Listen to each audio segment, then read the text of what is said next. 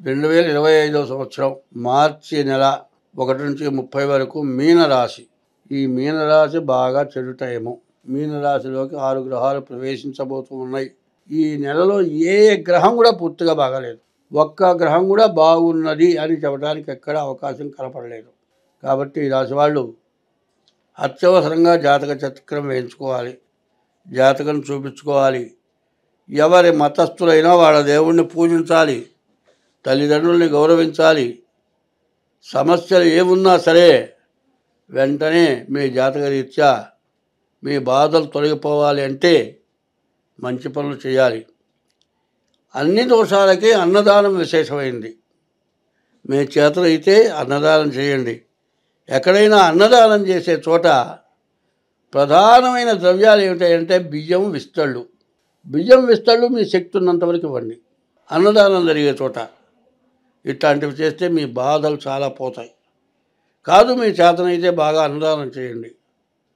ఈ అన్నదానం వల్ల సమస్త దోషాలు పోతాయి. కానీ ప్రతిరోజు శివాలయానికి వెళ్ళి శివాలయంలో ప్రదక్షిణాలు చేయండి. రోజు ఈశ్వరుడు అభిషేకం చేసే తీర్థం తీసుకోండి. సోమవారం తప్పనిసరిగా మీ గోత్రనామాలతో అభిషేకం చేయించుకోండి. ఈ నెలలో మాస శివరాత్రి రోజున శివాభిషేకం చేయించుకోండి. తర్వాత మాసాల్లో ఉత్తమమైన మాఘమాసం. ఈ మాఘమాసంలో ఈశ్వరార్చన చాలా విశేషమైంది. ఇటువంటి రోజుల్లో ఎవరైతే ఈశ్వరార్చన చేయించుకుంటారో వాళ్ళకి ఐశ్వర్యం వస్తుంది, దరిద్రం పోతుంది. ఈ దరిద్రపు టైము, డబ్బులన్నీ ఖర్చు అయిపోయే టైము, రావాల్సిన డబ్బులు రాకుండా బ్లాక్ అయిపోయే టైము, మీ ఆస్తులు కబ్జా అయిపోయే టైము, ఇట్లాంటి సమస్యలు చాలా ఉన్నాయి. ఉద్యోగంలో నుంచి రివర్ట్ అయిపోయే టైము, విదేశాల నుంచి తిరిగి రిటర్న్ వచ్చేటువంటి పరిస్థితులు, ఇట్లాంటివన్నీ కూడా బాగా ఎక్కువగా ఈ మీనరాశికి కనపడుతున్నాయి. ఇది భయపడడానికి చెప్పే మాటలు కాదు. వీటిని అన్నింటినీ తప్పించుకోవాలంటే ఫిబ్రవరి నెల నుంచే కూడా ముందు మీ జాతకం చూపించుకొని ఈ జాతకాన్ని ఏం పరిహారం చేసుకోవాలో చేసుకుంటే చాలా వరకు బయటపడతారు. ఈ మీనరాశి వాళ్ళు బయటపడాలి అంటే ఈ నెల చాలా కష్టదశ ముందు రాబోతోంది. ఈ నెల 30వ తారీఖు ఈ మీనరాశిలో 6 గ్రహాలు చేరుతున్నాయి. ఈ 6 గ్రహాల వల్ల చాలా బాధలు ఎక్కువగా ఉంటాయి. అందులో కుజుడు అర్ధాష్టమంలో ఉన్నాడు. వ్యాధులు రావడానికి బాగా అవకాశం ఉంది. యాక్సిడెంట్లు అవ్వడానికి అవకాశం ఉంది. చాలా సమస్యలు ఉన్నాయి. ఈ సమస్యల నుండి బయటపడాలంటే ఎప్పుడు కూడా రండి, కష్టే ఫలి అన్నారు. కష్టం వచ్చినప్పుడే ఫలితాన్ని పొందడానికి మార్గం దొరుకుతుంది. అటువంటి మార్గం దొరకాలి అంటే మంచి జాగ్రత్త పడాలి. ఈ జాగ్రత్త చాలా అవసరం. ఈ రాశి ఫలితమే చెబుతూ ఉన్నా. జన్మలగ్న రీత్యా మీకు బాగుంటే ఇదంతా జరగదు. కాబట్టి జన్మలగ్న రీత్యా చూపించుకోండి. ఏదైనా 1-2 గ్రహాలు బాగుండకపోతే వాడికి ఏదైనా తగిన శాంతి చేసుకోండి. మీరు అన్ని విధాలా బాగుంటారు. అయితే లగ్నంలో అన్ని గ్రహాలు ఇట్లా ఉండకపోవచ్చు.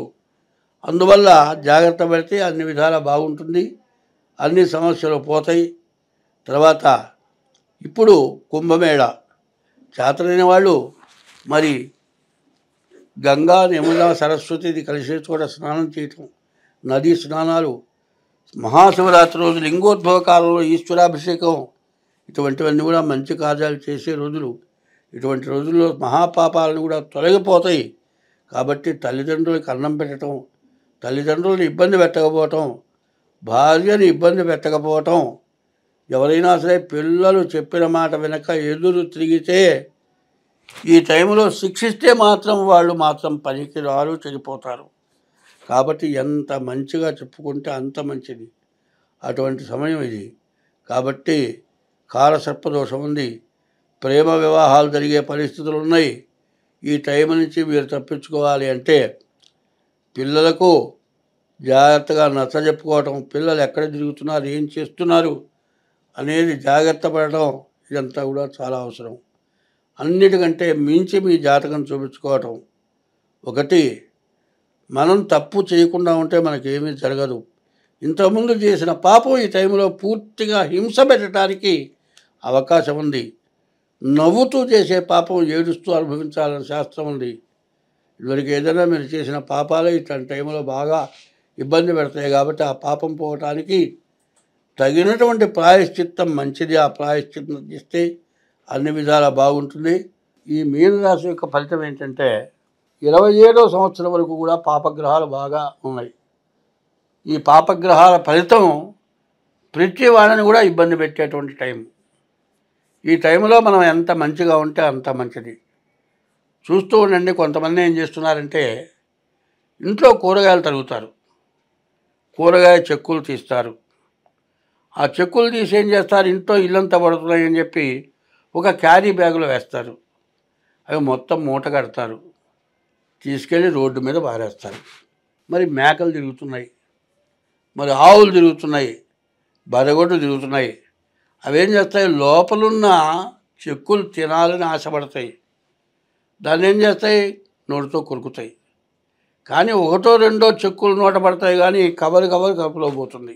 ఈ ప్లాస్టిక్ కవరు కడుపులోకి పోయి కడుపులో మెలేసి దానివల్ల ఆవులు కానీ బరగొడ్లు కానీ ఏ జీవరాశైనా మేకలు కానీ చచ్చిపోతే నువ్వు చేసిన పాపం ఎంత పాపం ఆలోచించండి. అవి చచ్చిపోతాయి, దీనివల్ల పాపం వస్తుంది అని ఏమన్నా ఆలోచిస్తున్నారా? అట్లా ఆలోచన లేని పనులు చేస్తున్నారు. కాదంటే ఇంట్లో అద్దాలు పగిలినాయండి, తీసుకెళ్ళి రోడ్డు మీద పడేస్తారు. అది జాగ్రత్తగా ఏదైనా ఒక మంచి డబ్బాలో వేసి మూత పెట్టి పడేస్తే పర్వాలా. ఒక్క పలుకు గుచ్చుకుంటే ఆపరేషన్ చేసిన వాళ్ళు ఉన్నారు ఇవాళ.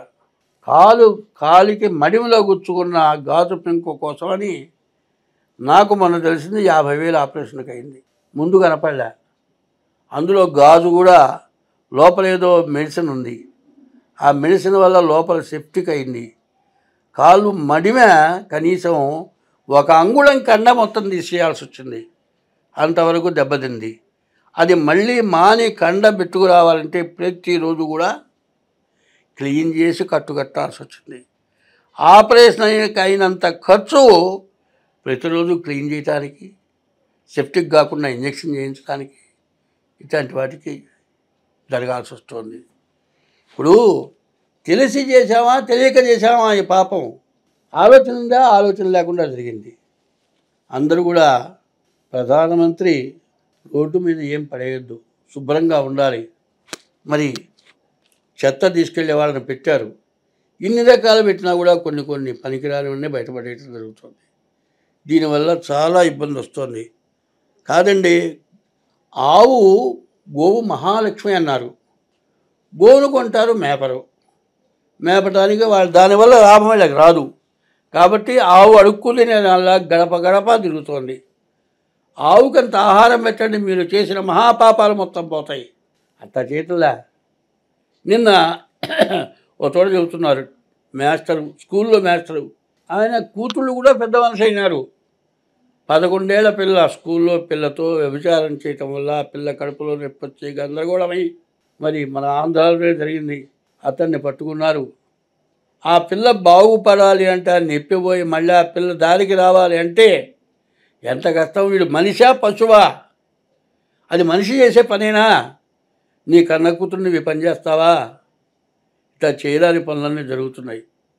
ఇటువంటి వాటి నుంచి బయటపడాలి అంటే ఎంత మంచిగా ఉంటే మనం బాగుపడతాం.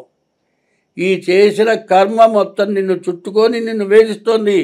ఎందుకంటే నేను చెప్పేది, కిరసనాలో పెట్రోలో తగలబడదనుకోండి, ఆ గాలి మధ్యలో నిలబడితే ఏమవుతున్నావు నువ్వు? ఆ గాలి పీల్చుకొని ఆరోగ్యం దెబ్బతింటోంది. ఆవు చచ్చిపోతే ఆ పాపం నిన్ను వేధిస్తోందని మాత్రం గుర్తుపెట్టుకోండి.